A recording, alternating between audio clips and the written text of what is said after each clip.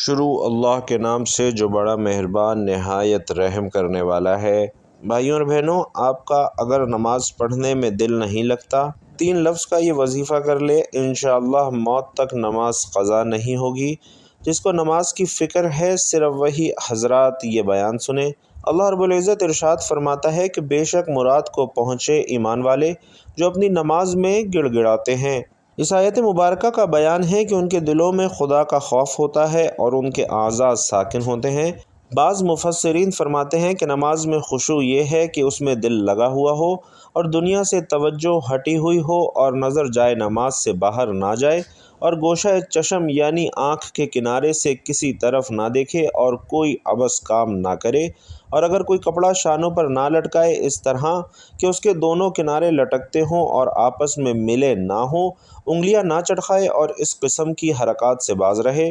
بعض مفسرین نے فرمایا کہ خشوع یہ ہے کہ آسمان کی طرف نظر نہ اٹھائے، اور امیر المومنین حضرت سیدنا ابو بکر صدیق رضی اللہ تعالی عنہ سے روایت ہے کہ حضور نبی کریم صلی اللہ علیہ وسلم نے ارشاد فرمایا کہ منافقانہ خشوع سے اللہ عز و جل کی پناہ مانگو۔ ناظرین، انتہائی اہم نقطہ ہے کہ منافقانہ خشوع سے اللہ کی پناہ مانگو۔ پوچھا گیا کہ یا رسول اللہ صلی اللہ علیہ وسلم، یہ منافقانہ خشوع کیا ہے؟ تو ارشاد فرمایا کہ منافقانہ خشوع یہ ہے کہ ظاہراً تو خشوع ہو مگر دل میں خشوع نہ ہو، اور عدم خشوع نہایت ہی مہلک مرض اور عبادات کے ثواب میں کمی کا باعث ہے۔ شیطان اپنی ذریت کے ساتھ عبادات میں خشوع کو اولاً کم کرتا ہے اور پھر آہستہ آہستہ اسے ختم کر دیتا ہے۔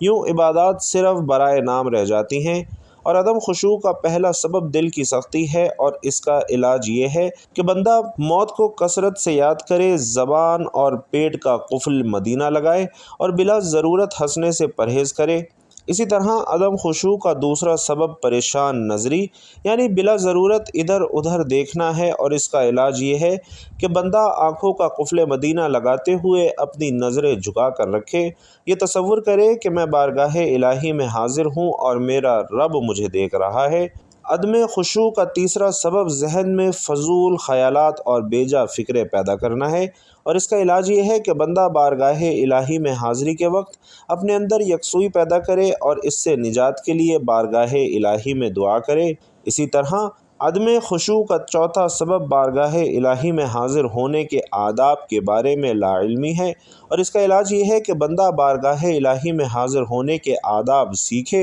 ایسے نیک لوگوں اور اللہ والوں کی صحبت اختیار کرے جو بارگاہ الہی کے آداب سے واقف ہیں۔ محترم ناظرین، جو چاہتا ہے کہ اس کا عبادت میں دل لگے، نماز پڑھنے میں لطف آئے، تلاوت کرتے ہوئے آنکھوں میں آنسو آئیں اور اللہ کی بارگاہ میں مناجات کی لذت ملے، درود شریف پڑھے تو دل عشق مصطفیٰ سے لبریز ہو جائے، گنبد خضرا کا تصور بندھ جایا کرے اور دوران عبادت فضول خیالات تنگ نہ کرے، تو اسے چاہیے کہ گانے باجے سننے سے بچے، آنکھوں کو، کانوں کو، ہاتھوں کو اور دیگر اعضاء کو گناہوں سے بچائے، فضول گوئی سے بچے، جھوٹ، غیبت، چغلی، الزام تراشی وغیرہ سے ہر دم بچتا رہے۔ انشاءاللہ عز و جل دل نرم ہوگا اور عبادت میں خوب لذت نصیب ہوگی۔ محترم ناظرین، جو بندہ لذت عبادت کا طلبگار ہے اسے چاہیے کہ دل سے دنیا کی محبت نکال دے اور فکر آخرت کو اپنا لے، تو اس کی برکت سے انشاءاللہ عبادت میں لذت اور یکسوئی نصیب ہوگی۔ حضرت ابو عبداللہ قرشی رحمۃ اللہ علیہ فرماتے ہیں کہ ایک شخص نے کسی نیک بزرگ کی خدمت میں عرض کیا کہ عالی جاہ، میں نیکی کرتا ہوں مگر دل میں نیکی کی لذت نہیں پاتا۔ اللہ پاک کے اس بندے نے فرمایا کہ تمہارے دل میں ابلیس کی بیٹی یعنی دنیا رہتی ہے، اور یقیناً باپ یعنی شیطان اپنی بیٹی دنیا سے ملنے تمہارے دل میں آتا جاتا رہتا ہے۔ ظاہر ہے ابلیس جب بھی تمہارے دل میں آئے گا تو فساد ہی پھیلائے گا، اور یہ وجہ ہے کہ تمہیں نیکی کی لذت نہیں ملتی۔ اسی طرح روایت ہے کہ اللہ پاک نے اپنے نبی حضرت داؤد علیہ السلام سے فرمایا کہ اے داؤد، اگر مجھ سے محبت کرتے ہو تو دنیا کی محبت کو دل سے نکال دو، بے شک میری محبت اور دنیا کی محبت ایک دل میں جمع نہیں ہو سکتی۔ اسی طرح بھائیوں اور بہنوں، ایک مرتبہ حضرت عیسیٰ علیہ السلام نے اپنے حواریوں کو فرمایا کہ مردوں کے پاس مت بیٹھا کرو ورنہ تمہارا دل مردہ ہو جائے گا۔ حواریوں نے عرض کیا کہ مردے کون ہیں؟ فرمایا کہ دنیا میں رغبت رکھنے اور دنیا سے محبت کرنے والے۔ عبادت میں لذت پانے کا ایک بہترین طریقہ ناظرین یہ بھی ہے کہ ہم اللہ پاک کے نیک بندوں کی صحبت اختیار کریں۔ الحمدللہ اللہ پاک کے نیک لوگوں کے پاس اٹھنے بیٹھنے سے، ان کی باتیں سننے، ان کی طرف محبت سے دیکھنے اور ان کی سیرت اپنانے کی برکت سے دل کی سختی دور ہو جاتی ہے اور فکر آخرت نصیب ہوتی ہے۔ حضرت جعفر بن سلیمان رحمۃ اللہ علیہ فرماتے ہیں کہ میں جب کبھی اپنے دل میں سختی پاتا تو صبح سویرے حضرت محمد بن واسع رحمۃ اللہ علیہ کی خدمت میں حاضر ہو جاتا اور اس کی برکت سے مجھے بہت فائدہ پہنچتا تھا۔ اسی طرح میاں شیر محمد شرق پوری رحمۃ اللہ علیہ پاکستان کے مشہور اولیاء کرام میں سے ہیں۔ ایک مرتبہ آپ کے ایک مرید نے آپ کی خدمت میں عرض کیا، عالی جاں، میرا ایک بیٹا ہے فتح محمد، میں نے اسے بڑے شوق سے حافظ قرآن بنایا مگر وہ نماز نہیں پڑھتا۔ میاں محمد شیر شرق پوری رحمۃ اللہ علیہ نے فرمایا کہ اسے ہمارے پاس لے آنا۔ چنانچہ مرید 2 دن کے بعد اپنے بیٹے کو ساتھ لے کر حاضر ہوا اور عرض کیا، حضور فتح محمد حاضر ہے۔ میاں شیر محمد رحمۃ اللہ علیہ نے بڑے پیار سے پوچھا کہ فتح محمد تم نماز کیوں نہیں پڑھتے؟ عرض کیا کہ نماز پڑھنے میں میرا دل نہیں لگتا، اگر نماز پڑھوانی ہے تو دل لگوا دے۔ میاں محمد شیر شرق پوری رحمۃ اللہ علیہ چٹائی پر لیٹے ہوئے تھے۔ فتح محمد کی بات سن کر جوش میں اٹھے اور کلمے کی انگلی سے اس کے دل کی طرف اشارہ کر کے فرمایا،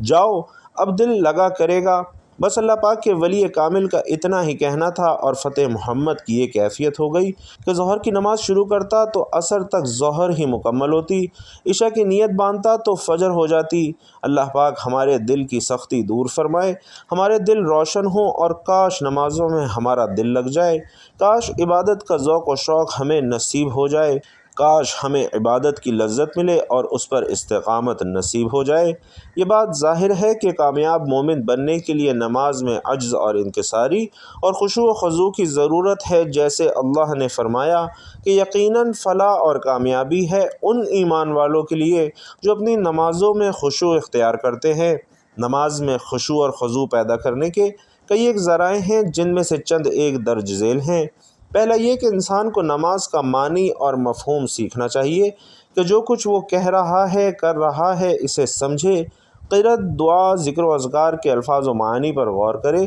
اور ذہن میں یہ بات ہو کہ عبادت کرتے ہوئے اللہ کو دیکھ رہا ہوں، اپنے رب سے محو گفتگو ہوں، جیسا کہ حدیث جبریل میں احسان کا معنی بتلایا گیا ہے کہ تم اللہ کی عبادت اس طرح کرو گویا کہ تم اللہ کو دیکھ رہے ہو، اور اگر یہ کیفیت پیدا نہیں ہوتی تو اسے کم از کم یہ خیال ضرور رہے کہ اللہ تو مجھے دیکھ رہا ہے۔ انشاءاللہ اس طریقے سے نماز کی لذت محسوس کرے گا اور نماز آنکھوں کی ٹھنڈک ہو جائے گی، جیسا کہ رسول اللہ صلی اللہ علیہ وسلم نے فرمایا کہ میری آنکھوں کی ٹھنڈک نماز میں ہے۔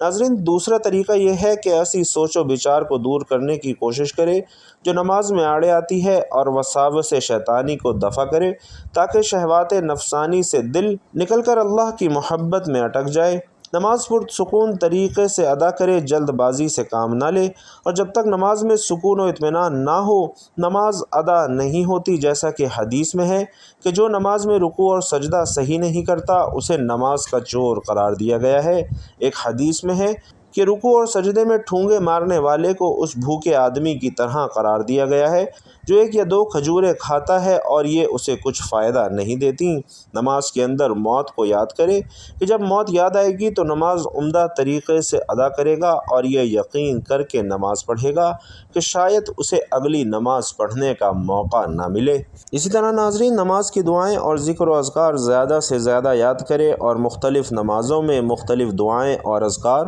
جو احادیث میں وارد ہے پڑھے، کیونکہ ایک مختصر سی دعا جو یاد ہوتی ہے وہ آدمی کی عادت اور روٹین میں آ جاتی ہے اور پھر اس کی زبان پر ورد تو جاری ہوتا ہے لیکن دل فکر سے خالی ہو جاتا ہے، یعنی ہماری نماز بطور عادت ہوئی، عبادت نہیں ہوئی۔ اور جب نماز کے اذکار مختلف یاد ہوں گے، بدل بدل کر پڑھے گا تو نماز میں دھیان اور توجہ رہے گی اور خشوع و خضوع حاصل رہے گا۔ اگر نماز میں وسوسہ آ جائے تو اپنے بائیں جانب 3 مرتبہ تھوک کر اعوذ باللہ من الشیطان الرجیم پڑھ لے۔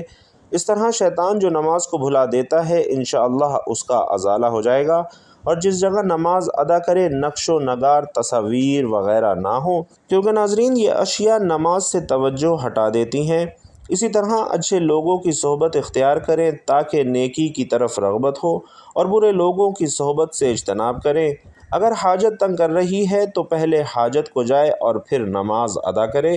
پیشاب یا پخانہ روک کر نماز پڑھنا ناظرین درست نہیں ہے۔ اسی طرح اگر انسان پر نیند کا غلبہ ہو تو پہلے نیند پوری کر لے اور پھر نماز پڑھے۔ گفتگو کرنے والے آدمی کے پیچھے کھڑے ہو کر نماز نہ پڑھے، کیونکہ اس کی گفتگو بھی نماز سے غافل کرنے کا باعث ہو سکتی ہے۔ دوران نماز ادھر ادھر نظر نہ گھمائے۔ اسی طرح کبھی رات کا قیام کیا کرے اور اگر ممکن ہو تو معمول بنا لے، اس سے بھی انشاءاللہ خشیت الہی نصیب ہوگی۔ اگر مذکورہ بالا امور پر توجہ دی جائے تو اللہ کے فضل و کرم سے نماز میں خشوع و خضوع نصیب ہوگا۔